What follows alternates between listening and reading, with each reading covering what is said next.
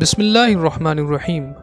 محترم سامعین، اس سے ماقبل ہم نے آپ کے سامنے 2 آڈیوز آپ کی خدمت میں پیش کیے جن میں آپ کو یہ بتایا گیا کہ اسلام کے تجارت کے اصول کیا ہیں، کس طریقے پر تجارت کی جائے، بزنس کی جائے، کوئی بھی کارخانہ، دکان، کسی طرح کا بھی کوئی کاروبار کیا جائے تو اسلام کی روشنی میں، قرآن اور حدیث کی روشنی میں ہمیں کس طرح سے تجارت یا بزنس شروع کرنا چاہیے، وہ کیا اصول اور ضوابط ہیں، اس بزنس کے پرنسپلز آپ کو بتائے گئے، ذکر کیے گئے، اور ساتھ ہی ساتھ آپ کو یہ بھی بتایا کہ نبی کریم صلی اللہ تعالیٰ علیہ وسلم نے بھی تجارت فرمائی اور بہت سارے انبیاء اکرام، اولیاء اعظام کا تجارت کا مشغلہ تھا، تو انبیاء اکرام کی بھی سنت ہے تجارت کرنا۔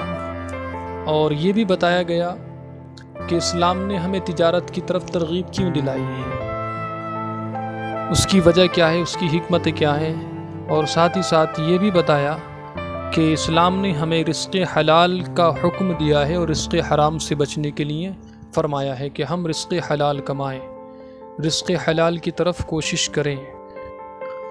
یا ایھا الناس کلوا مما فی الارض حلالا طیبا ولا تتبعوا خطوات الشیطان۔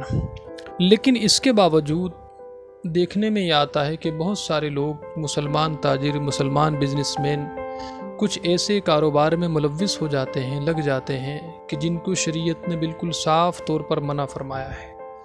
جو ممنوع ہیں اور ناجائز کاروبار ہیں ان لوگوں میں لوگ لگ جاتے ہیں۔ مثال کے طور پر بہت سارے مسلمان تاجر ہیں، شراب نوشی کے کام میں لگ جاتے ہیں، جوئے بازی کے کام میں لگ جاتے ہیں، سٹے بازی کے کام میں لگ جاتے ہیں۔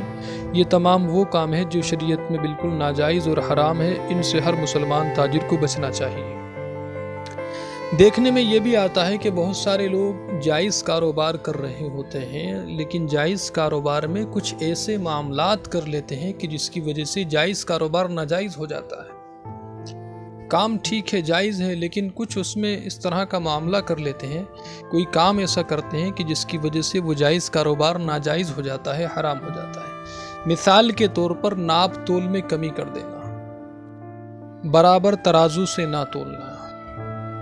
قرآن مجید میں اللہ رب العزت کا واضح فرمان ہے، وَأَوْفُوا الْكَيْلَ إِذَا كِلْتُمْ وَزِنُوا بِالْقِسْطَاسِ الْمُسْتَقِيمِ، کہ جب تولو، جب ماپو تو پورا کا پورا ماپو اور برابر ترازو سے تولو، ذَلِكَ خَيْرٌ وَأَحْسَنُ تَأْوِيلًا، یہی بہتر ہے، اس کا انجام بہتر ہے۔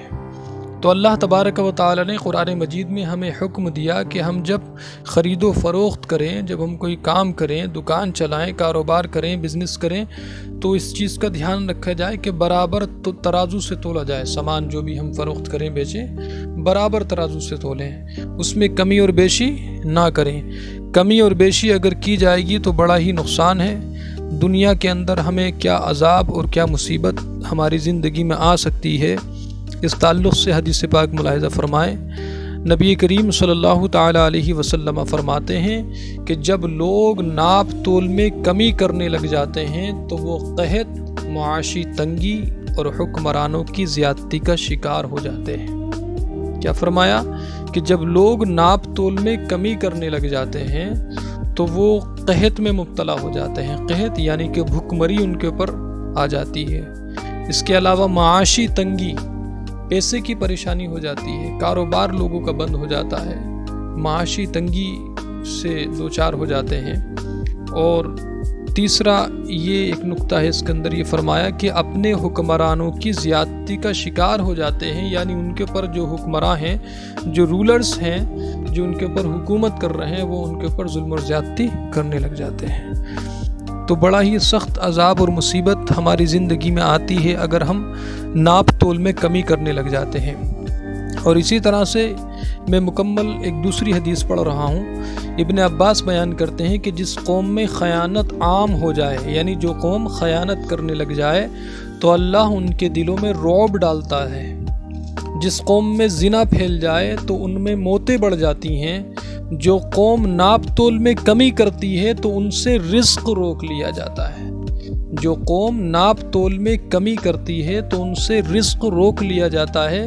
اور فرمایا جو قوم ناحق فیصلے کرنے لگے، یعنی غلط فیصلے کرنے لگے، انصاف نہ کرے، تو ان میں قتل عام ہو جاتا ہے۔ اور جو قوم عہد شکنی کرتی ہے تو ان پر دشمن مسلط کر دیا جاتا ہے۔ تو میرے عزیزو سامعین، کاروبار جب کیا جائے، تجارت جب کی جائے تو اس چیز کا خاص طور پر دھیان رکھا جائے کہ برابر ترازو سے تولا جائے، کمی اور بیشی نہ کی جائے۔ اگر کیا جائے گا تو یہ عذاب، یہ مصیبت ہماری زندگی میں آ سکتی ہے، جیسا کہ حدیث پاک میں آپ نے ملاحظہ فرمایا۔ یہ لوگوں کی بڑی ایک غلط فہمی ہے۔ لوگ یہ سوچتے ہیں کہ شاید اگر ہم کسی کو کم دیں گے اور زیادہ لیں گے تو ہمارے مال میں اضافہ ہو جائے گا، ہم بہت جلدی مالدار ہو جائیں گے۔ ایسا نہیں ہے۔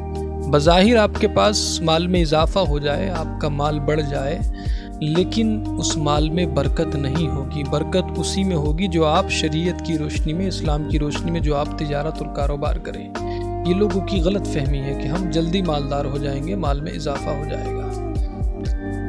بارہا کا مشاہدہ ہے اور لوگ دیکھتے ہیں، ایک یہ بات بھی ہے کہ جب آپ نے دیکھا ہوگا اپنے محلے کی دکانوں میں کہ جو دکاندار ناپ تول برابر طریقے سے کرتا ہے، بالکل اس میں کمی بیشی نہیں کرتا ہے، تو اس دکاندار کے پاس لوگ زیادہ جاتے ہیں اور برابر کی دکانیں چھوڑ کر اس کے پاس جاتے ہیں، اس لیے کہ وہ انصاف کے ساتھ کام کر رہا ہے، دکان چلا رہا ہے، برابر تول رہا ہے۔